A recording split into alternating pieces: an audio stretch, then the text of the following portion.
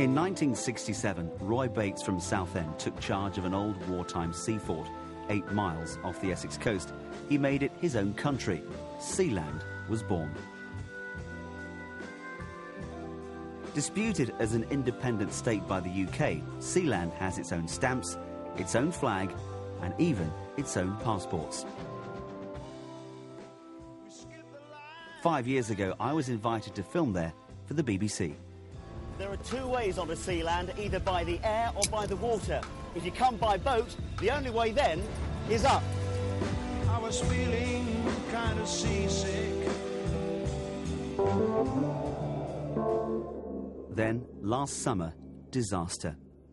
A fire ripped through the structure. Was this the end of Sealand?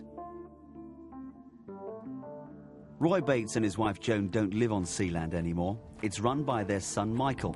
He's a cockle fisherman in Leigh-on-Sea near Southend, as well as being the Prince of Sealand. It was absolutely soul-destroying. It really was heartbreaking. And when we first got back on there, it was unbelievable. I mean, the damage, everything black, and not just that. I mean, smoke and water go through everything. You know, it's even like yards and yards away from the heart of the fire. It was you know, just blackened and unpleasant and horrible. I must admit, I thought the heat would have buckled the steelwork. There was a tremendous amount of heat there. I'm quite surprised it survived. But then, having said that, it was designed to withstand the impact from shells and bombs and all sorts of things.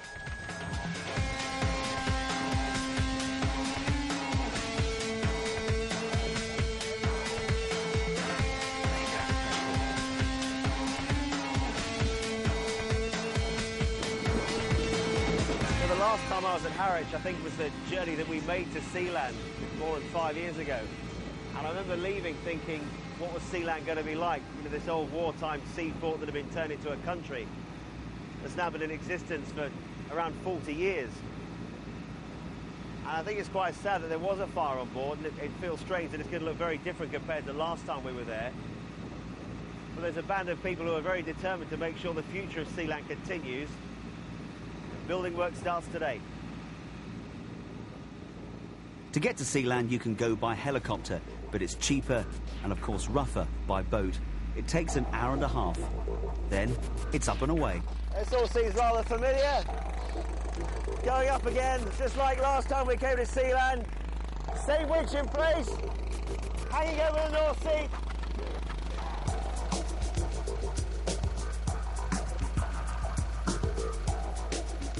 Years of work literally went up in smoke. A lot of the structure was damaged. News of the fire came as a huge shock to Sealand's very own royal family. So my father's 85 years old, and the first thing he wanted to do was come back and get involved with, you know, sorting out all the damage and even getting back on there, because we had to get people there lifted off and everything. And I mean, everybody wanted to keep it going and support it, so we did. And this is where the fire started, the 2 main generator unit for the whole of Sealand. And there was 1 person trapped on board. And I think they were down that end of the structure. Must have been absolutely petrifying, because the heat of this fire was threatening to explode some gas cylinders that are kept on board by the generators. And just look at the mess it's left. There's a hole here, and there are several holes like this throughout the whole structure that go down to the North Sea. So you've got to be careful where you put your feet. It's a hell of a mess, and there's loads of work to do. We've just had a clear out, basically. It's a blank canvas. All this equipment, as you can see, it's beautiful, lovely old Gardner engines. They're old, out of date, inefficient, and we're now moving ahead. And Sealand has got to go forward with wind energy and smaller generators and much more efficient generators. So has this kind of wiped the slate clean for you? Yes, absolutely. We're going to start again and do it properly. This is really eerie. We're on the top deck of Sealand, and it's really fire damaged. There's some wire hanging down everywhere, scarring from where the fires come through here. And there's so much work to be done. To look at it, you think, where do you start? But the people of Sealand say they want to rebuild it. They have such spirit and determination, and they're going to make sure they turn it back into what she was before. I just don't know where they're going to start, really. The essential services that the crew depend on and the essential industries here depend on, I intend to have completed this summer while we have the weather window. The further modifications, I'd like to say that by this time next year, I will have completed all the works that I need to do here. But the essentials will be done this summer. Luckily for them, the modest accommodation on Sealand was mainly undamaged. But as you descend further, sadly, that's not the case. I've come to the very bottom of the structure of Sealand, which is also the bottom of the North Sea, and you can hear it just outside the leg. Now, when the fire broke out, some water ships pumped several thousand gallons of water at the fire, and it's come to rest here in the very bottom of the leg.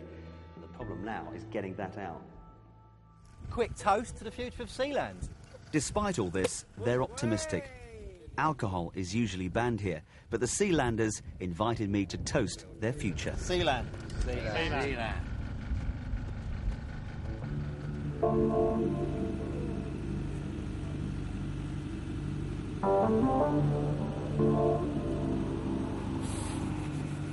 Well, when you go abroad, you have to get up early. Going back to Sealand, it's 5 in the morning on a very cold November morning. It's several months since we were last there. Now, the reason we're going so early is because at the moment the sea is flat calm, but by lunchtime the wind's going to get up.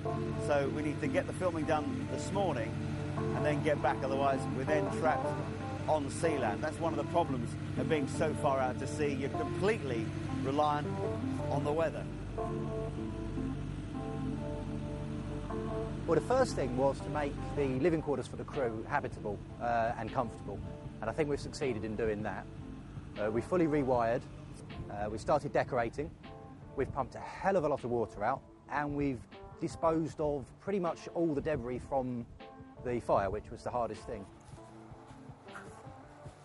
Now, this is much different. Last time we were here, this was very burnt out. The guys have managed to get it all painted. There are new windows on the outside of Sealand. There's new wiring. The old generators have gone, and they've been replaced by a new one. The generator also runs the secret business side of things on Sealand. Hidden in the other leg are computer servers.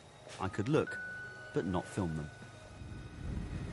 I think it takes a certain type of person to live or work on Sealand, who are either mad or a visionary. But they've been here 40 years, and they say they're going to keep expanding the island. So the message from Sealand is, watch this space. And as I mentioned earlier, Sealand could be yours. It seems they've been doing it up to put it up for sale. Offers in the region of a mere £65 million.